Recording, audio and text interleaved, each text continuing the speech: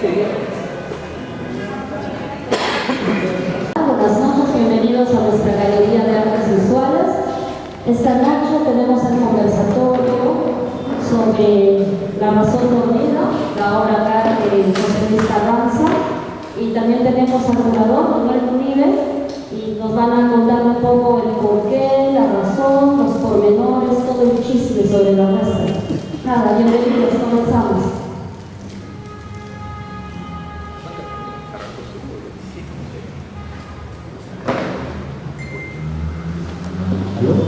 Buenas noches.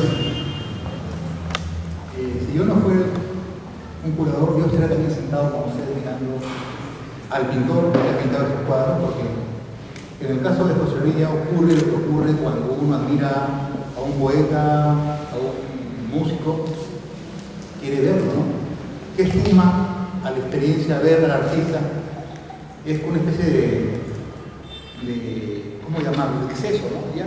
Es como cuando uno va a un concierto. Tienes el disco y puedes escuchar el grupo en tu casa, ¿por qué tienes que ir a la calle a verlo tocar? Porque uno quiere como comprobar si es cierto que esa persona que uno tanto admira, la que uno respira, existe frente a uno y está en el tiempo. Yo conocí a José Luis, yo me enteré de la primera muestra, yo no te conocía. Yo lo vi su trabajo en la muestra 60 cuadrados, en la que había una serie de músicos que tocaban un instrumento de viento de bronce, 2007. Yo no sabía nada de él, no sé por qué, yo creí que estaba atento a lo que pasaba en mi vida, pero no lo conocía. Aprendí por primera vez a ver un pintor que no usaba el color, cosa que es un poco complicado cuando la gente trabaja en ¿no? Yo he pintado el óleo, soy muy malo, pero sé cómo es. Lo complicado que es ser impecable con el óleo es un material demasiado noble, cómodo, complejo. Y por suerte, en ese año 2008 me tocó empezar la curaduría de una muestra de un pintor que era galerista, que es Eduardo Moll. Y cuando iba a Galería Moll, iba periódicamente cada 2 semanas a pedirle sus materiales, voy a su casa y ahí te conocí, en la Galería Moll. Y de ahí hasta ahora, nuestra amistad empezó en ese momento por un hombre muy mayor que estaba muy entusiasmado. Yo no hay muchas cosas que nunca le pregunto a José Luis, yo trato de escribir a partir de los cuadros. Quisiera preguntarle, pero eso es una mala costumbre, es mejor mirar y ver qué te dice la pintura, no las de los anecdotarios, ¿no? Pero ahí te lo que perdí es la primera exposición. Lo que yo sé, pero nunca te pregunté son los detalles de cómo fue ese contacto de Eduardo Moll, que fue a la escuela, ¿verdad? Yo eso no le preguntaba, me contó que Moll fue a la escuela. Tú estabas en 4º año y ya te vas a contarlo, ¿no? ¿Por qué razón? Ante la desaparición de galerías de arte comerciales y ante lo que va quedando de las culturales, eso es una catástrofe para los artistas, puesto que no tienen cómo vender. Y la escena ha crecido, pero no ha crecido las galerías comerciales. Es decir, no hay galeristas. Y eso es catastrófico, como digo. Si yo fuera un decano de una escuela de arte y fuera responsable de lo que hago, yo cierro mi escuela 5 años, porque es complicado seguir formando artistas y llevarlos a una escena en la cual no hay mercado. Y yo cobro mi mensualidad como director o profesor o burócrata de la educación sin tener en cuenta que estamos realmente...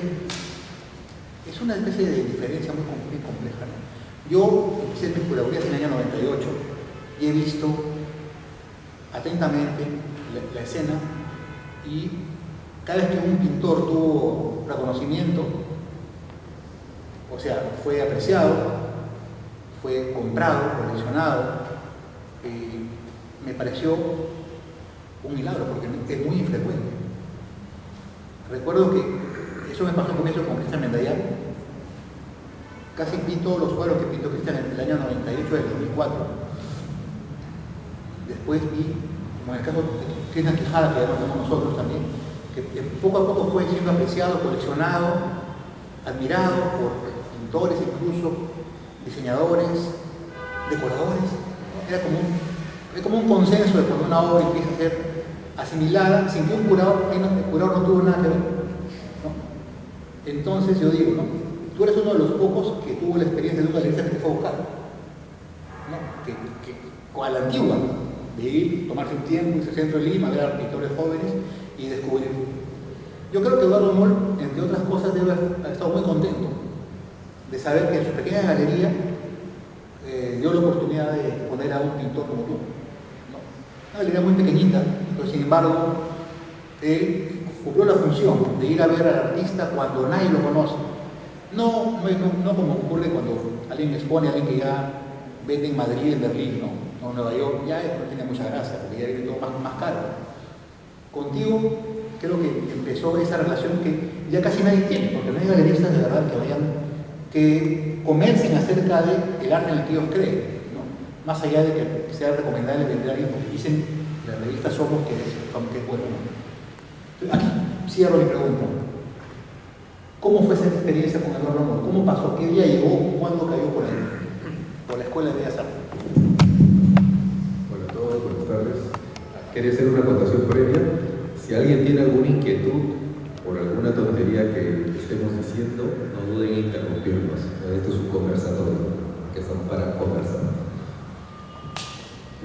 Antes de empezar, justo me venía pensando en uno de los últimos encargos que me hizo Manuel hace unas semanas atrás. Me envió el formato digital de su monografía sobre Cristian Quijada, un exquisito libro que aún está en un estadio digital, esperemos que se imprima pronto, pero que nota de una carga humana a esa pintura porque no conocido por tanto tiempo, ¿no? Y ahí fue cuando entré en razón de que, claro, Manuel en realidad cuando se compromete con un artista se compromete de lleno y no solo aborda su obra, sino también el rostro humano y todo eso, todas las circunstancias que lo rodean, ¿no? Hasta la experiencia de Lima. Bueno, sobre la pregunta que me haces acerca de don Eduardo, fue en el año, en realidad la Galería Moll la conocí desde que era muy pequeño, desde adolescente, o sea, cuando estaba en la secundaria o algo así, siempre me iba a ver las galerías y me encontraba con este señor de ascendencia alemana, con un rostro de pocos amigos, que estaba ahí sentado conversando con algún artista de la época, un Carlos Revilla, que en ese entonces está en sus años de gloria, era el año 95, por ahí, y de pronto yo era un muchachito que llegaba a ver los cuadros, y la señora Miriam Mainardi, que era la secretaria de Moll en aquel entonces, me ayudaba pues dándome como una especie de mini visita guiada, ¿no? Entonces, bajo mis narices pues pasaban los abogales y los chaves y los caminos conocidos, en fin, todo eso. Y el señor Moll iba contando cosas, era como una especie de escuela paralela a lo que se venía, ¿no? Entonces, y el señor Moll no dudó en también darme cátedra acerca de todo lo que sabía. Perdía su tiempo como un adolescente, ¿no? Yo para entonces, de una manera muy pudorosa, oculté el hecho de que aspiraba a ser pintor, al menos en los primeros meses de nuestra inicial amistad. Ya después fue cuando ingreso a Bellas Artes y demás, el Moll pues se empieza como decir a tomar en cuenta de que este mocoso que había estado visitándolo en realidad pretende ser pintor también, cosa muy seria, cosa muy severa. Para entonces hacíamos exhibiciones en lugares alternativos con otros amigos pintores y el señor Moll iba a estas exhibiciones a regañadientes porque probablemente la gente no le gustaba, como muchos de nosotros de repente, no lo sé, y cosas así, pero llegaba a las exhibiciones ranqueando y subiendo escaleras horrendas de lugares pues, insospechados en donde teníamos la oportunidad de exhibir. Para entonces pues era el año 2099 por ahí.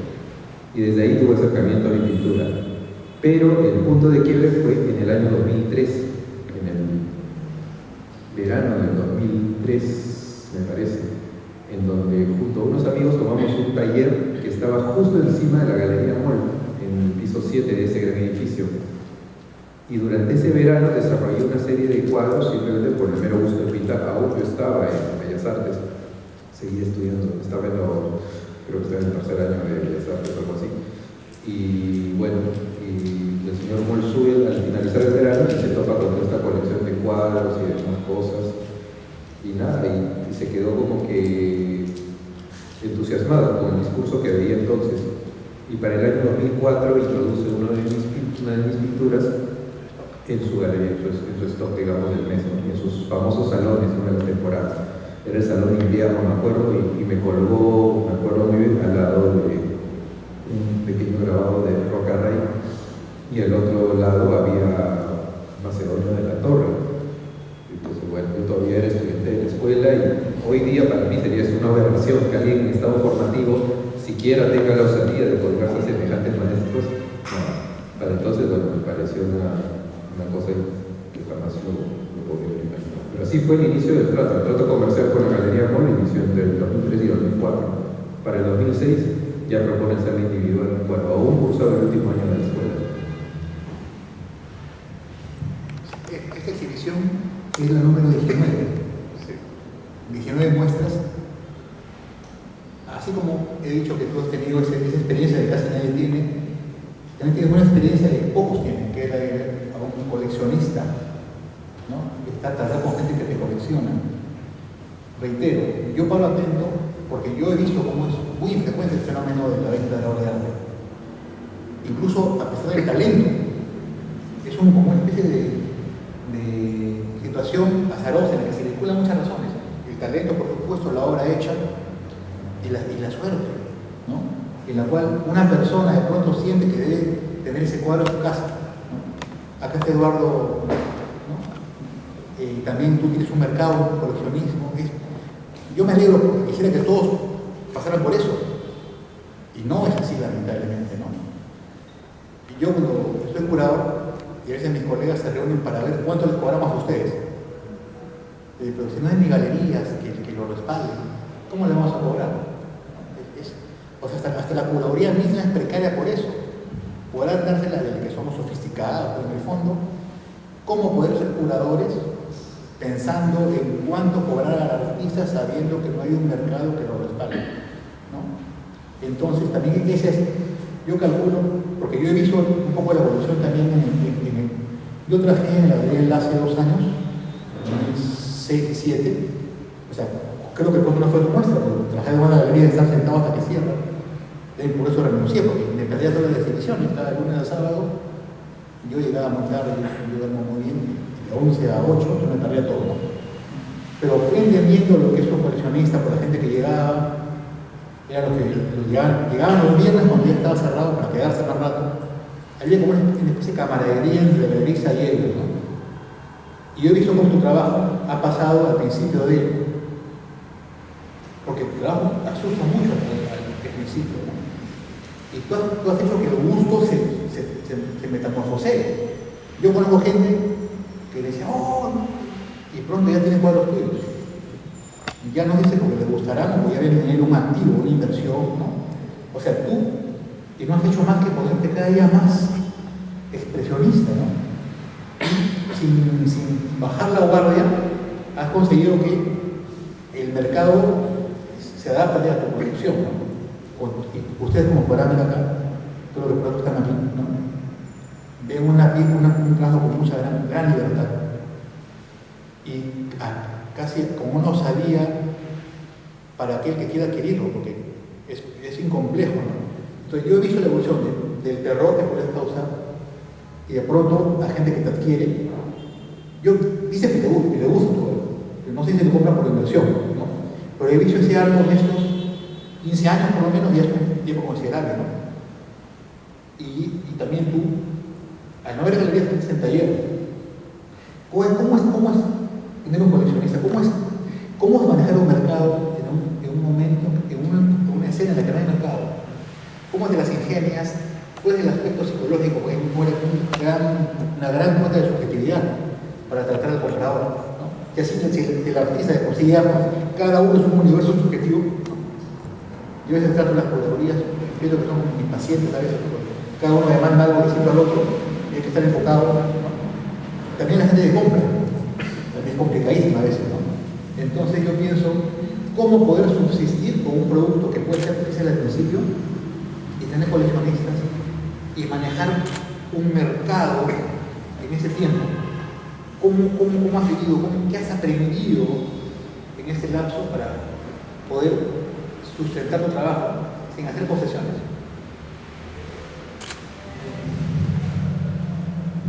Creo que mi conducta ha sido como la de un pintor otros siglos, algo así, ¿no? He estado repitiendo como un loro hace semanas o hace meses a algunos amigos, colegas, hermanos, qué sé yo, diciéndoles el pintor pinta, como una especie de oración, digamos, para que no desesperen, para que no desesperemos en todo caso al pintor pinta, porque eso es lo que hace el pintor. El resto de los seres humanos mueren, nosotros pintamos, algo así.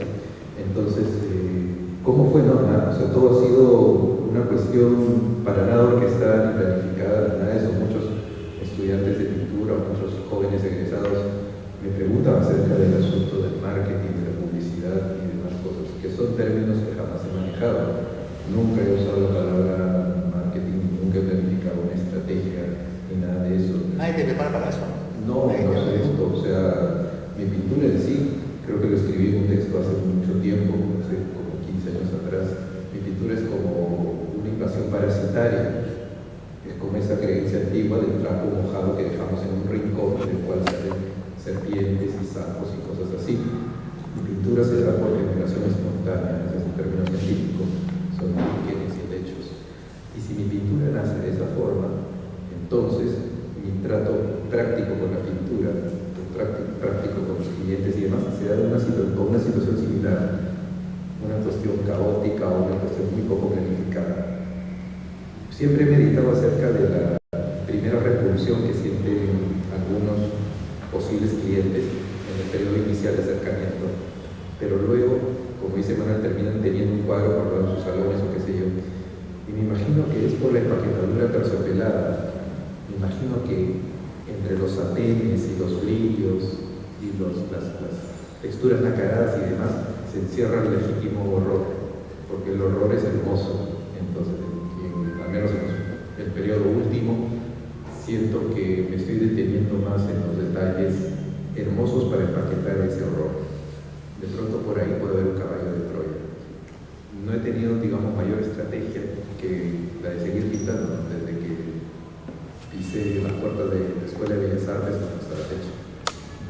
Bien. Que nadie aprenda a dibujar en la escuela en la que ingresa. Ya el que dibuja hace años, ¿no? Yo todos los pintores que conozco que son grandes dibujantes ya sabían pintar cuando han ingresado. Pues aquel que esté ingenuamente a aprender a dibujar cuando ingresa a la escuela, esos semestres que tiene, 2, 3, no alcanzan. Entonces, caso de Martín Bonattigo, ¿no? O sea, ese tipo de dibujo me imagino que es, bueno, él me lo ha contado. O sea, cualquier cuaderno del colegio, cualquier espacio, en un cuaderno de matemáticas, cuadriculador rayado, está invadido por su dibujo, ¿no? En tu caso de decir, bueno, pues su pintura está articulada por un dibujo preciso, ¿no? A veces uno ve, ¿por qué puede poner una naranja sobre un pardo rojo sin hacer barro? Hoy pasaron una vez y quedó. Nunca soba, como era. Uno cuando soba hace fango, ¿no? Eso implica precisión. Ustedes van a ver, pero todo cuando pintas plantas y líquenes, con las hojas, ustedes van a ver que es un solo trazo. Entonces, hay una gran inversión de trabajo previo a la formación. O sea, creo que todos somos conscientes de cómo están las escuelas en el Perú de arte, sean privadas o públicas, ¿no? Realmente la gente que enseña no existe fuera de ellas, viven intramuros, escondidos, ante, no sé, les falta valor para exponer, para existir como artistas, estar intelectualmente vivos. Entonces, poco podemos aprender de las escuelas nuestras, ¿no? Son gente que no expone, que no vende, que no viaja, que no gana premios, que está ahí. Entonces, ¿qué es lo que le da a un pintor la escuela? Contando todas sus precariedades. Yo siempre he creído que es la compañía de sus pares, ¿no? Sus compañeros de ruta generacional, que son en el fondo con quienes uno se va puliendo. Y en la medida que tu promoción es de gente con talento, tú te vas también reuniendo con ellos. Y es lo que justifica, por ejemplo, como en la época de la promoción de la Escuela de Bellas Artes, ¿no? Casi todos eran singularísimos. Y creo que eso hace que todos afinen o refinen su propuesta visual. En tu caso, tú has vivido un tránsito en la escuela con algún cambio de currícula, cierres, ¿no? Me imagino. ¿Qué le da, a pesar de todo, a la escuela a un artista peruano como tú? No te equivocas al decir que son los compañeros los que generan la verdadera escuela, ¿no? De hecho, que hay algunos maestros que han marcado bastante.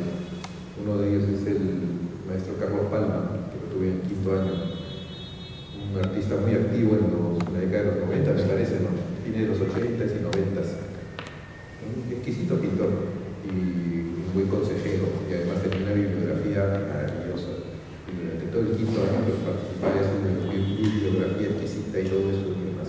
Lucho Castellanos estuvo en dibujo, tengo un buen recuerdo de él, Martino Martínez en dibujo también, y Joel Meneses en dibujo.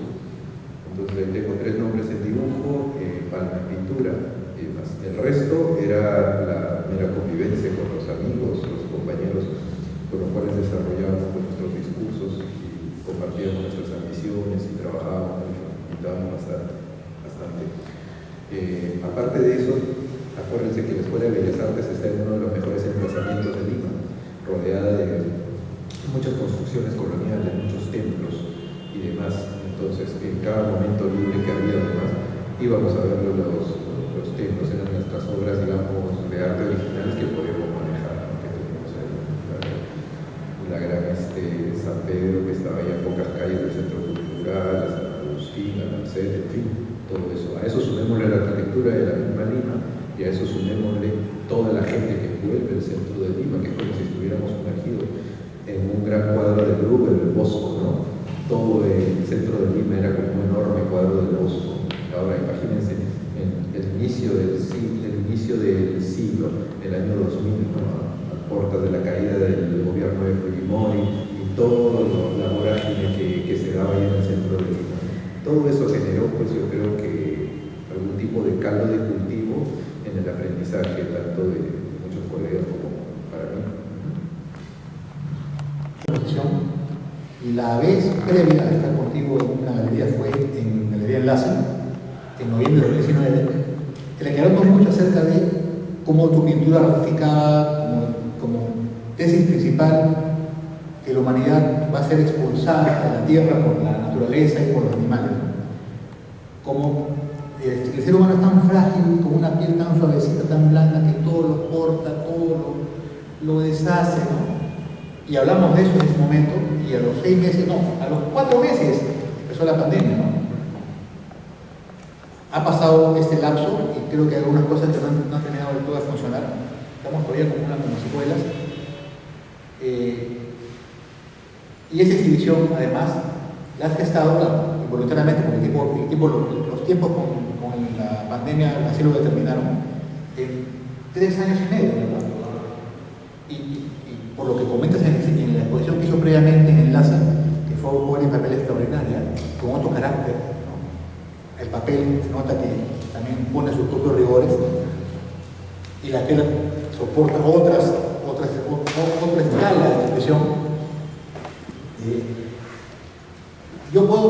Pareciera que, o es coincidencia, ¿no? En el tiempo que te tomó hacer esta exposición, has tenido una serie de peripecias espirituales, creativas, para las parálisis, ¿no? Así va a ser en el futuro, porque a la medida que el artista se vuelve más riguroso, ya hasta no disfrute de trabajar, porque la expectativa del público parece que estuviera gente como ustedes, ¿no? Y ya no se trabaja con tanta libertad. Yo acá he llevado a la materia a un nivel, ¿no?, en el cual vemos que ya no requiere tu pintura que representes cosas visibles, y ya toma libertades anatómicas, libertades botánicas, ya hay metamorfosis que nos van alejando de lo puramente naturalista, ¿no? Y hay formas abstractas que de pronto vas demostrando cómo el color por sí mismo tiene una propia conducta que lo justifica. ¿Qué sigue después de esto? Una metamorfosis mayor, más desgarramiento a la desaparición de la piel. Eres un pintor joven, tienes... Sintetiza la pregunta para que podamos entender mejor. Que tienes 40 años más por delante, ¿no? Me parece, como pintor. ¿Qué sigue? Mucho, ¿no? ¿Qué sigue después de esto? La siguiente muestra será entre 1 año, 2 años. No mucho. ¿De qué formato te dan los cuadros? Mi idea será que siempre vas cambiando. Déjalo responder. Sí. Bueno, Hey man, I just want to say, I fucking love you. respondiendo a tu pregunta, es difícil avisorar lo que se viene, porque si bien amo la pintura, amo gran tradición pictórica, amo la pintura como lenguaje y demás, pero odio profundamente pintar, detesto pintar. Es un acto insoportable, ¿no? Y siempre ha sido así en mi caso, siempre odio pintar. El proceso es bastante tedioso, el proceso es bastante... es como vivir, ¿no? Es una cosa extraña, pero lo comparo con los grandes actos fisiológicos, como el comer o como el respirar, ¿no? El respirar mismo. El respirar no nos llena de gozo, ni nos pone contentos, o no nos pone realizados, qué sé yo. Simplemente se da, porque si no se da, morimos, ¿verdad? Pero en cambio la pintura, en mi caso al menos, se da con una situación similar, es completamente fisiológica. Si no trabajo, el día que no trabajo, en realidad me siento bastante parasitario, ¿no? Me siento extraño, me siento raro, muy raro. Acerca de las abstracciones y evoluciones del lenguaje en el último ciclo pictórico, como destaca Manuel, sí, se han ido dando paulatinamente, y es porque la pintura misma está pidiendo su propio campo, la pintura misma hace sus propias demandas, la pintura demanda espacio, ¿no? Ramiro Luna creo que hablaba de una especie de diálogo como el cuadro te va demandando mientras trabajas, una cosa así, ¿no? Los expresionistas abstractos lo mismo, ¿no? Un toma y daca entre el pintor y la obra, ¿no? La pintura es un ser autónomo que te va dirigiendo o algo así. A estas alturas es difícil avisorar y siempre, además de odiar la pintura como acto, digamos, como acto para seguir viviendo, además de eso, podría decir que también como pintor soy profundamente egoísta, en el sentido de que pinto todo aquello que me gusta, pinto todo aquello, lo que más me gusta, pues es lo que yo pinto. Así de fácil. Si algo me disgusta, no lo pinto, no me interesa. En ese sentido me estoy comportando un poquito como la gran tradición de pintores franceses del siglo XVIII, digo, François Boucher o Antoine Watteau, qué sé yo. Trato de hacer cuadros gozosos, placenteros, como un gran lenitivo, como un gran y cómodo sofá al estilo Matisse.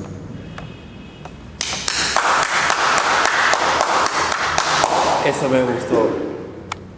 A ver, respecto a la pintura peruana, tú ahora estás comprando arte peruano, tienes una pequeña colección. Para ti, creo que nunca hemos hablado de pintores latinados, pero no de una especie de jerarquización de cuáles son los más importantes. Yo recuerdo que Galería Moll, que yo pasaba, me asustaba verlo muerto, paraba así, muy molesto. Pero ahí pude ver a Javier Springer entrar, se ponía primero Bolivia antes de entrar a la galería y a Revilla, ¿no? Tú has visto más gente, me parece. Yo nunca había visto en persona. ¿Cuáles de estos pintores crees tú que realmente podrían haber tenido una proyección fuera si hubiéramos tenido un aparato galerístico de coleccionistas que pudieran proyectarlo, ¿no? Recientemente hemos visto a Tinsa, que se ha subastado un precio que parece alto, ¿no? Pero que es muy poco comparado con otros. ¿Para ti quiénes serían los pintores que han sido muy localistas porque faltó ese otro aparato que es tan importante, que es catapultarlos al escenario exterior, ¿no? El gran problema es haber nacido en el Perú. Y el Perú es un país bastante mezquino y malvado, con muchos nombres que se han ido enterrando a lo largo de toda la historia. Y entonces me pongo a pensar en estos momentos en grandes nombres que han sido enterrados a lo largo de las décadas. Hice la misma pregunta en la Escuela de Bellas Artes de Trujillo hace unas semanas atrás. ¿Cuántos de los acá presentes conocen, por ejemplo, a Purímac?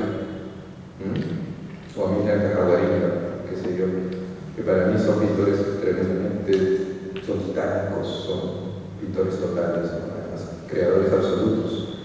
El problema en Perú es que olvida demasiado rápido, aparta y oculta y demás, no tiene memoria, se carece de museos, y todo eso pues termina minándolos en la memoria del país, ¿no? Al Perú no le interesa el arte, el Perú se regodea en su gastronomía y se intoxica con ella, ¿no? Propone quema de libros de María Religiosa y demás, y sigue comiendo su espantosa gastronomía, porque a estas alturas ya reflexión en torno a eso es imposible. O sea, es un país bastante siniestro, ¿no? Y sigue ocultando nombres que van quedando enterrados, ¿no?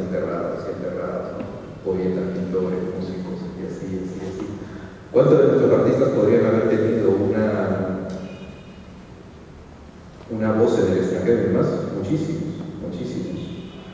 Justo con Jairo fantaseaba hace unos meses atrás sobre la posibilidad de que, por ejemplo, el Malva de Buenos Aires adquiriera el autorretrato de Tilsa, que está en la colección de la Rosa Taboada, ese autorretrato con el simio negro acá en el hombro. Y fantaseábamos con que el Malva lo compre y que lo exponga junto a Tarsila do Amaral, una de las más grandes artistas de Brasil, el Frida Kahlo que tiene ahí, para armar un frente de las grandes artistas mujeres de Latinoamérica. Pero bueno, esta fantasía no se puede ver, no es posible, porque el Perú no permite la exportación de ciertos nombres. Está prohibida la salida de Tilsa del país. ¿No? Una terrible metida de pata de nuestro sistema burocrático artístico y qué sé yo. Y así como ella, tampoco puede salir, me imagino, pueden salir los indigenistas, ni pueden salir los independientes, ni puede salir nada de eso. De tal forma que en los grandes museos de afuera pues, va a ser imposible la adquisición de esas obras de arte mayores en nuestro acervo artístico.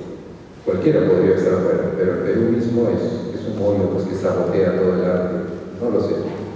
No sé qué va a pasar, es una incertidumbre tremenda, pero me imagino que todo eso se daría con una revolución educativa más constante. Pero nos podrías dar un foco más futurista a lo que ya está pasando en otros lados. Sé que has estado en Ámsterdam, sé que amas Ámsterdam, y nos podrías dar un foco más futurista para que si las obras que nosotros hacemos y exponemos en Perú no tienen el realce que deberían tener, podríamos tener una cabida en Europa. Tengo una última pregunta. Bueno, pero en realidad trabajando cualquier cosa puede pasar. ¿Sí? Okay. La fuente literaria de la lectura. Yo, como te digo, nunca te pregunto porque empiezo de la tarea es llegar a una cierta verdad con los propios medios, ¿no? Yo recuerdo que te conocí y después de casualidad leí los cantos de Málvaro, ¿no? Que son 250 páginas de una gran pesadilla, y reconocí tus personajes ahogándose, los niños que se ahogan, ¿no? Te llamé por teléfono, José Luis, los cantos de Málvaro, ¿los has leído? Claro. Y así poco a poco, cada vez que te preguntaba algo, ya habías pasado por ahí. William Golding, ¿no? Por ejemplo. Ahora te pregunto, ahora sí con sinceridad, ¿qué otros autores, así como la cultura te nutre, tú vas a Europa a ver museos siempre, ver tus maestrías de verano, y hasta la escultura, yo veo Ugolino y sus hijos y veo fracciones de Carpolo, fracciones de sus personajes. La literatura, ¿en qué medida la literatura, qué autores son para ti fundamentales? Al igual que mis gustos pictóricos, digamos que son más disímiles, la literatura es lo mismo. Ataco de una forma muy disímil la literatura. Por momentos Vallejiano, por momentos Faulkner, por momentos Pizarnik, por momentos Blanca Varela, que está viendo mucha poesía. ¿No? Nuestro titánico Vargas Llosa, al cual vuelvo y revuelvo muchas veces. ¿No? Cito en todo momento la guerra del fin del mundo porque ese delirio, digamos, era el cambio de cultivo de Coto para el nacimiento de muchos cuadros míos, ¿no? Y como te digo, es bastante caótico mi sistema de lectura. No sé si has leído Mientras agonizo el Faulkner. Sí, ¿no? Hay que estar muy atento, ¿no? Es como contemplar, claro, es como contemplar un fino pastel de redondo, algo así, los malditos matices, ¿no? Pero además te deja esa sensación, pues, no sé, esa sensación tremenda de, como que, bueno, al fin y al cabo, esa es la humanidad, eso es lo que somos. Muy bien. Yo acá no tengo más que preguntar. ¿Alguna pregunta del público? Cuando vine a la inauguración, todas tus pinturas me resaltaron en el psique, pero por dos motivos. Una por los colores y otra por la escena que representaban. Escuché en una de tus entrevistas que tú huías siempre de un miedo infantil que no conocías, no comprendías, pero que te daba miedo siempre. Y me puse a pensar, después de esa entrevista, si toda esta muestra era como flashes de la Revolución Francesa, porque el escenario en donde los personajes que pintas es guerra. Tienes cascos de guerra, por ejemplo, ahí, mira, y tienes galones de guerra. Yo sé que a ti no te importa lo que el espectador piense, solamente te enfocas en proyectar toda esa ansia de salir de ese miedo que no conoces en tu pintura. Y si tú no pintas un día, es como un día que no respiras. Pero, ¿es esto una proyección de lo que pasó en la Revolución Francesa? Sí, lo que evito es convertirme en una especie de artista gráfico de algún evento real. O sea, no creo que tenga que ver mucho o nada, en realidad no he pensado en eso. Más bien parto de las pulsiones de nuestro tiempo, lo que nuestro tiempo hace con nosotros como seres frágiles, como dice Munive, como seres absolutamente frágiles, ¿no? Donde nuestra piel se termina dañando por absolutamente todos los elementos que nos rodean. Por lo tanto, es nuestra misma condición humana la que se manifiesta en la pintura. Ahora bien, cuando hablo del miedo en general, es la sensación pura, el estatus más puro del miedo, y es al que nos enfrentamos como seres humanos del siglo XXI. Creo que es el bálsamo de nuestro siglo, es lo que nos mantiene de alguna u otra forma activos y es lo que nos conecta a todos. Todos somos como gacelas nerviosas frente a una horda de hienas que nos acosa. Es una sensación constante, ya sea por el tiempo, ya sea por los bienes, ya sea por el futuro, ya sea por el terror a la soledad. Además, todos somos unas gacelas asustadas. Y eso es divertido, eso es maravilloso, porque nos pone en un plano bastante privilegiado de un final absoluto, ¿no? Solo una sociedad asustada puede generar una catástrofe. Y bueno, ya nos hemos enfrentado a muchas ahora, y eso que esta es la pequeña introducción. Me imagino que se vienen cosas aún más estridentes y maravillosas. Pero es lo que nos ha tocado vivir como seres humanos del siglo XXI. El trabajo en general es la persistencia, no solamente el medio, la pintura, que por el tiempo además está contemporáneamente visto mal bienvenida, por decirlo de una manera. No digo que sea así, pero lo ves en colecciones, lo ves en las galerías, pero también hay una persistencia de empujar la temática de la muerte a través de la pintura, o al menos así lo percibo. Y sí, efectivamente, a lo que estaba mencionando al principio, que hay este elemento de caballo de Troya, que es la textura, el color, este elemento también del tamaño de la obra, que ayuda a empujar esta idea de la muerte. Hace poco fui a una muestra tuya, donde había acuarelas, y me gané con una señora que está interesada en una obra tuya, y la miraba y decía, es un poco fuerte, ¿no? Y entonces hay esta fascinación entre el caballo de Troya, que es la materia y la forma que pintas, y la temática de lo que nos repulsa un poco, ¿no? Este miedo, sensación del putrido del norte. Y en esta serie yo siento que es probablemente uno de los proyectos más grandes que tienes en cuanto a este empuje de la muerte. ¿Es así o normalmente se continúa de manera continua?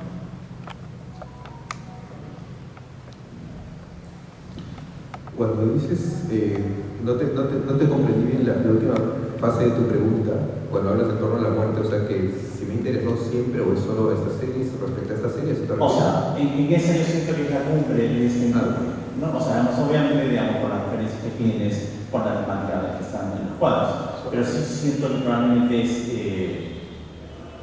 la exposición o el proyecto que has tenido hasta el momento que empuja con mayor fuerza es, o sea, la temática de la muerte hace el espectador utilizando el caballo de la pintura.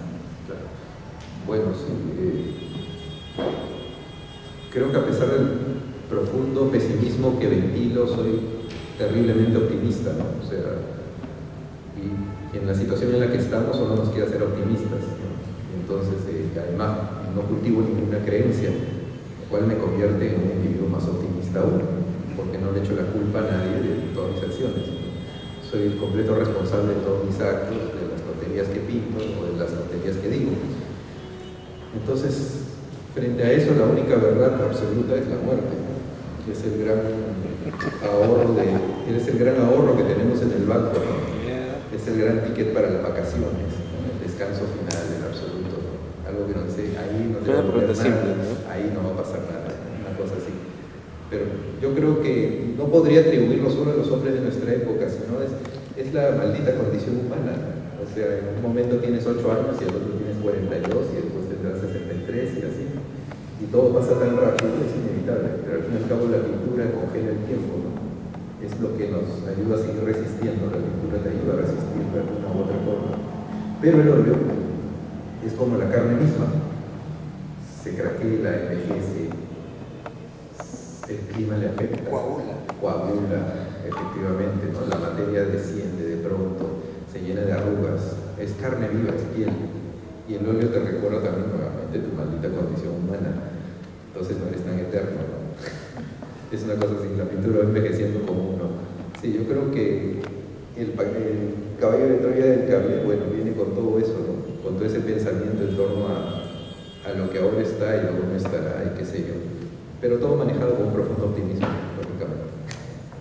Claro. Vi en muchas de tus pinturas los ojos, me enfoqué en los ojos. En una entrevista que tuviste dijiste que mientras más se abría la pupila era más joven, pero hay solamente un cuadro en toda esta exposición donde hay un hombre que parece un extraterrestre que tiene los ojos negros. ¿Es esa la realización de que cuando estamos más jóvenes estamos más ciegos a la realidad y cuando nos estamos muriendo estamos más abiertos a la realidad de que todos somos mortales? Y otra cosa, aquí para allá hay un cuadro de Enrique VI, creo que es, ¿no? Carlos IV, disculpa. Él tiene los ojos abiertos. Siempre tus personajes eclécticos de la milicia o el gobierno tienen el ojo abierto, pero muy ciego, con esa tela de ceguedad. Los más jóvenes tienen la pupila bien hinchada. Yo quiero que me expliques por qué es que a ese cuadro donde hay un hombre muriendo, él tiene los ojos negros. ¿Es porque realizó o came to a realization que todos vamos a morir algún día? ¿O cuál es la conexión con los ojos? Porque me intriga mucho. No hay mayor filosofía en todo eso. Okay. La representación ocular de mis personajes es una preparación anatómica. Ya no hay filosofía romántica que la vale. Preparando anatómicamente un cráneo, dejas expuestas las cuencas oculares, el ojo es como una perla hermosa, brilla mucho, tiene hermosa luz y terciopelo, y al fin y al cabo es decoración pura. Es como un cuadro del siglo XVIII, ¿no? Lo hago con el mejor de los ánimos decorativos, digamos así. De ahí lo que el observador vea, bueno, eso es algo diferente, ¿no? No le busco mayor trasfondo a eso, es pura estética. Okay. Y en esa línea en la que tú acabas de manifestar, ¿te interesa entonces algún diálogo con el espectador, más allá del producto? ¿Te interesa, no sé, en todo caso, que ese mundo que organiza te devuelva algo o no te interesa? Interacción. ¿Qué tipo? Sí. ¿Y por qué? Dije que era profundamente No me egoísta. interesa. ¿Sí? No, Y dijo que no interesa. Jamás he pensado en el espectador mientras trabajo, nunca pienso en el espectador. Es algo que creo que no le haría bien a ningún creador, el generar expectativas, ¿no? El pensar en los que van a observar tus obras, o en hacerte ilusiones siquiera, no sé. Creo que se pierde la conexión con la obra en plena ejecución. El pintor, bueno, está en el estudio y está conectado a ese plano en blanco que te demanda cosas y que es tiránico. El lienzo es completamente tiránico. Estoy hablando según mi experiencia como pintor. Y en ese contexto de demandas constantes y de ceder, sobre todo ceder frente al lienzo, no encaja de ninguna forma en la ecuación la presencia del espectador final. No pienso en el espectador para nada. Ahora bien, es inevitable verle las caras pues, a muchos de ustedes en las inauguraciones, en las exhibiciones, y de alguna u otra forma pues, me puedo quedar pegado contemplando uno que otro rostro y tratando de fantasear qué diablos están pensando, ¿no?, frente a la pintura. O qué tipo de cristiano soy siquiera, ¿no?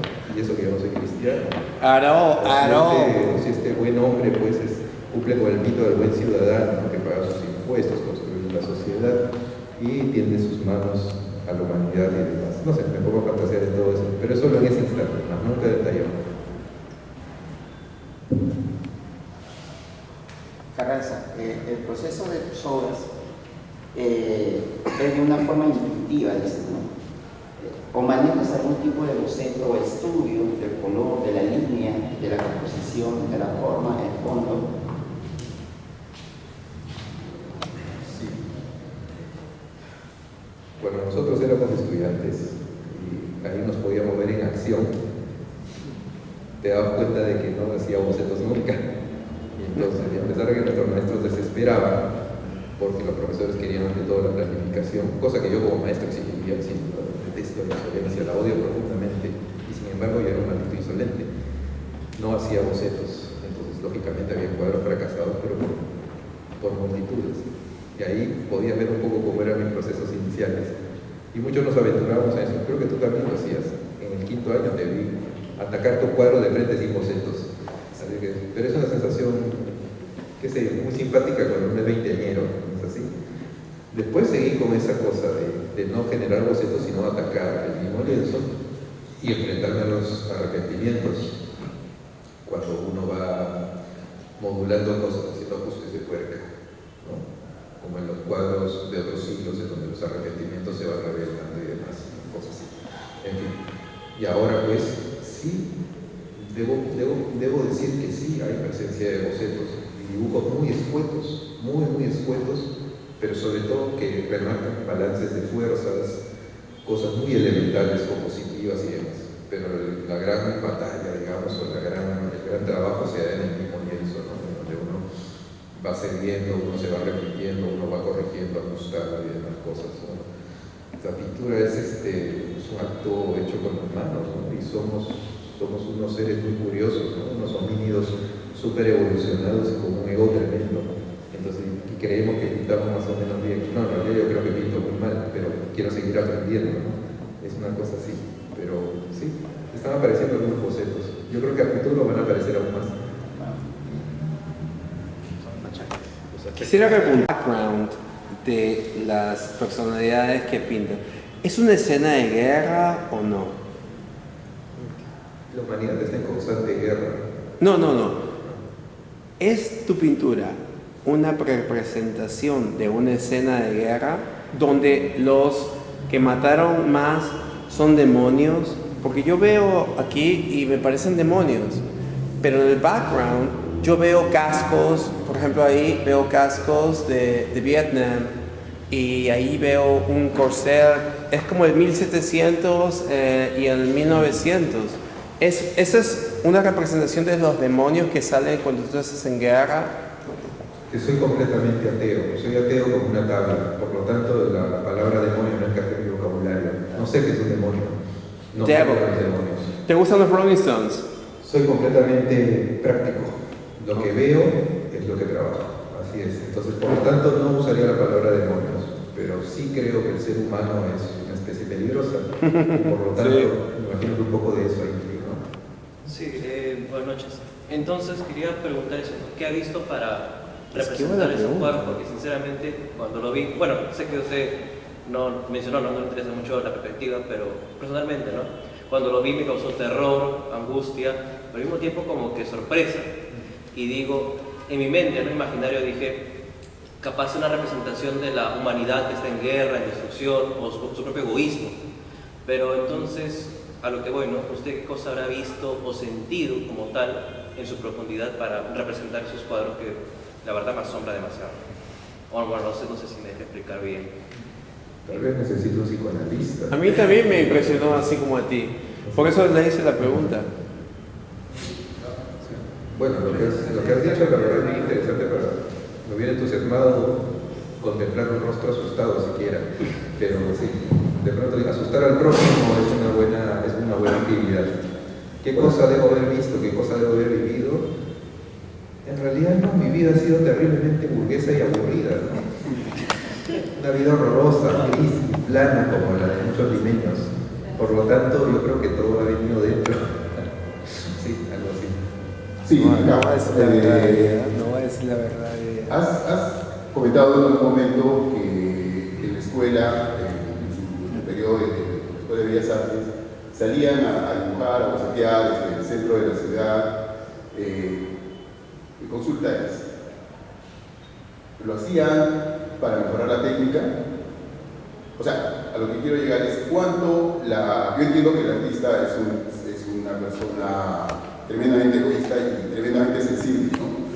Que puede extrapolar, puede identificar algunos elementos bien importantes que después las va a plasmar en su obra.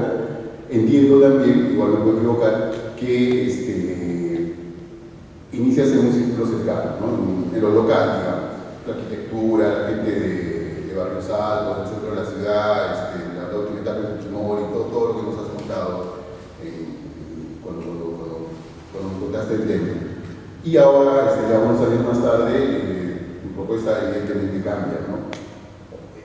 ¿Se va ampliando el rango identitario, el rango social, cultural? O sea, ahora ¿tú crees que pintas a la sociedad global o te alimentas de la sociedad global? ¿Y cuánto todavía consideras que te alimentas de la sociedad local, de esta Lima, ¿no? De la Lima local, de tu barrio? No sé si todavía vas al centro, no lo sé, pero... ¿Qué está preguntando ese tipo?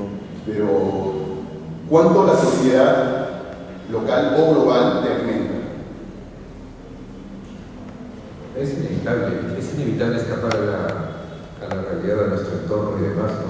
Y por eso que no podría haber imaginado otro contexto para mis años formativos más que la caótica Lima de inicios de los 2000. Era el caldo de cultivo adecuado, además de los recorridos bastante poéticos, hermosos y apacibles de los templos, estaban las grandes marchas.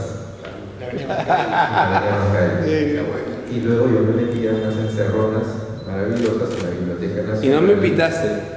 En la Biblioteca Nacional, y se escuchaban los rumores desde la calle, y los gritos y las bombas lacrimógenas y demás. Como lo dije hace un momento, era como un gran cuadro de Blue, ¿no? El fue la parte de abajo, con todas las llamaradas y la gente corriendo aquí para allá y todo eso. De alguna u otra forma yo creo que eso termina calando, ¿no? esos años convulsos y demás. Ahora recordemos también que la gente de mi generación, de nuestra generación y demás, pasamos también por las décadas de la violencia que se vivió en el Perú, y son recuerdos pues, que ya quedan en la genética. De ahí yo creo que ya viene mucho ese sentimiento de crispamiento, ¿no? Ese miedo latente. Y mucha gente pues está con esa cosa que le ha quedado acá. Además de los otros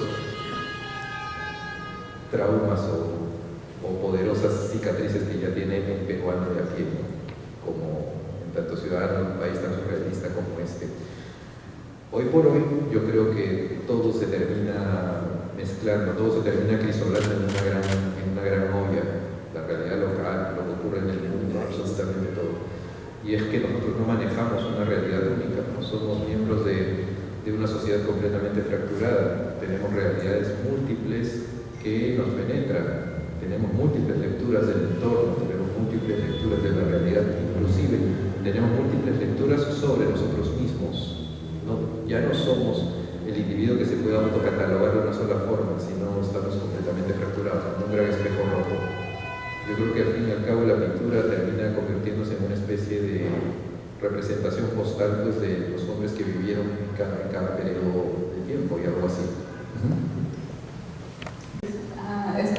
Tal vez yo sea la única loca que está feliz de ver tus cuadros. Me causa alegría. Ya respondieron aquí la pregunta sobre la piel, que yo tenía esas dudas. belleza en el caos y que el caos también es hermoso. Y quería preguntarte si, pues es como una pesadilla, ¿no? Una pesadilla pero hermosa de ver. Y también quería preguntarte sobre el vacío, porque todo el cuadro está lleno de cosas, lleno de colores, y veo tu optimismo en los colores también. Entonces, quisiera saber si, bueno, esto sale de ti, ¿no? Si al hacer estos cuadros te conoces más a ti mismo, si es como una pesadilla, y si también lo del vacío, porque no hay vacío, o sea, hay, como tú dices, múltiples realidades que se conectan. Y ¿qué consejo tú darías a alguien que también dibuja, que también, como tú dices, su pasión es el dibujo, no deja de dibujar? Gracias. Sí, mencionaste la palabra vacío, pues, claro. No, creo que es un camino.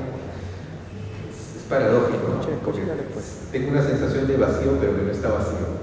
Algo así, es una paradoja completa. O sea, claro, yo me imagino que el haber estirpado mis más altas creencias, con las cuales pues nacemos en una sociedad así medieval como la nuestra, al estirpar esas creencias más poderosas, porque te queda el vacío, ¿no? El estar frente al abismo y decir, ¿y ahora qué diablos? Estamos solos frente al mundo, una cosa así. Pero bueno, lo que hacemos cosas con las manos, manejamos otro tipo de lectura de todo esto, ¿no? La pintura o el arte en general se termina convirtiendo pues, en nuestra más alta escala de creencias, ¿no? Ya sin ella nos quedaría nada más que el suicidio, creo yo. Pero la pintura ha ocupado ese lugar. Ahora bien, ¿qué podría decirle a las personas que dibujan o que quieren iniciarse en todo esto? Yo diría, si algo te gusta, no lo hagas, porque a todos nos gustan cosas. La cosa es que lo hagas bien. Pueden continuar en tanto lo hagan bien. Hay que ser eficientes, ¿no? En el acto de hacerlo. Entonces, sea el oficio que sea, panadero, albañil, médico, abogado, pintor, lo que sea, en tanto lo hagas bien hay que continuar, porque si dices me gusta, ahí entramos al mundo de la ambigüedad, ¿no? Y listo, a mí me gusta la música, pero eso no significa que puedo ser un buen compositor. Y si es lo tuyo, pues vas a continuar y vas a persistir y vas a morir en el acto, qué sé yo, vas a ser capaz de defender tu propio discurso, algo así. En una entrevista recuerdo que tú dijiste que para ti, tú no eres pintor. No, disculpa, tú no eres artista, tú eres pintor. Igual que el albañil, igual que cualquier persona que hace un oficio. Pero que te obsesiona el pintar, porque para ti pintar no es una vocación, sino que si no pintas no vives. Cuando tú pintas los ojos de esos personajes, algunos, como por ejemplo el de caballo, ¿no? Vemos aquí que está totalmente ciego, pero aquí tiene como una pupila. Acá está totalmente ciego, demarcado, pero tiene una pupila, pero tiene una pupila. Hay ojos que están totalmente blancos y pertenecen a dirigentes generales, como por ejemplo el que está al inicio de la galería. ¿Por qué el ojo del alto grado está más ciego?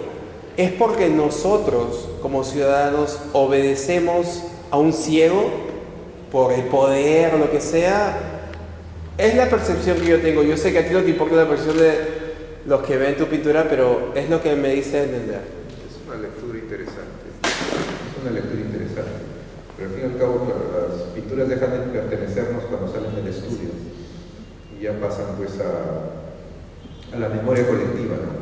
Y el público es el que tiene la libertad de buscar el mensaje oculto y encontrarle pues algún sentido. En parte la labor de la pintura va como que en porcentajes, ¿no? Yo he traído los cuadros acá en un porcentaje indeterminado, el resto lo ha completado el público por medio de las interpretaciones. Y ahora que será cuando uno muera, ¿no? Cuando uno muere ya las barbaridades que se dicen en torno al arte, ¿no? Sobre las intenciones de un pintor. Pero ¿cuál era tu intención en hacer los ojos diferentes en los personajes? Me imagino que debe ser algún tipo de interés estético en diferenciar a estos personajes. Cuestión de rangos pictóricos a la hora de componer, ¿no? somos pintores, trabajamos con rangos compositivos, ¿no? Lo que es más importante, lo que es secundario, porque si no, todo pasaría a primer plano y sería un poco aburrido. José Luis, yo quisiera comentar un poquito. Al inicio tú hablaste de lo siniestro. Y me parece interesante porque hay una parte de lo siniestro que es maravillosa, que es atractiva. Estaba hablando de que en un inicio tú mencionabas la palabra siniestro, ¿no? Cómo la pintura podía aludir a lo siniestro, pero también a lo extraordinario de lo siniestro, que se convierte en algo atractivo y que el espectador no solo lo va a mirar y se va a asustar, sino que le va a fascinar. Entonces es interesante ese juego y me parece muy interesante lo que has dicho de cómo el espectador hace su propio cuento, su propia historia, y ahí la labor del pintor ya dejó de ser. Supongo también que debe haber una suerte de duelo, porque ya el cuadro ya no te pertenece, le pertenece a la historia que cada persona comienza a crear sobre ese cuadro. Y de repente eso es lo que te obliga a crear un nuevo cuadro, a seguir investigando, ¿no? Pero me quedo con esta cosa de lo fascinante de lo siniestro. ¿Qué te parece? Y viniendo de un psicoanalista, bastante lamentable, porque además de pintor, tu segundo oficio está conectado a la mente y siempre he tenido esa sensación de que por más que no lo expreses, nunca dejas desactivar tu radar como psicoanalista. Sí. Estás leyendo constantemente al ser humano y eso asusta. Digamos, me asusta. Más que un pintor, el oficio del psicoanalista es el que más me asusta. Pero bueno, no, sí. Ahora, hablando acerca de lo siniestro y demás, es curioso porque hace muchos años atrás, pinté un gato sin pelo, uno de la especie esfinge, me parece. No es una especie, es una variante genética, ¿no? Las esfinges, en formato bastante grande en realidad y demás. Y a este doctor se le ocurre la mejor idea de ponerlo pues, en su consultorio, confrontándolo a pacientes de todo tipo, que probablemente muchos hayan estado en el borde. ¿Qué sensatamente podría haberse ocurrido algo así? Pero bueno, eres al fin y al cabo artista también, haces todo encaja perfectamente. Pero bueno, son las lecturas que se van dando sobre la marcha, ¿no? Y ahora bien, ¿qué lecturas habrá recibido ese cuadro por parte de muchos de tus pacientes? Efectivamente. Ha sido muy útil. Sí, me imagino. Y entonces sí, la pintura tiene, claro, un porcentaje en el estudio y un gran porcentaje en las salas de exhibiciones, y el porcentaje final es cuando el artista desaparece.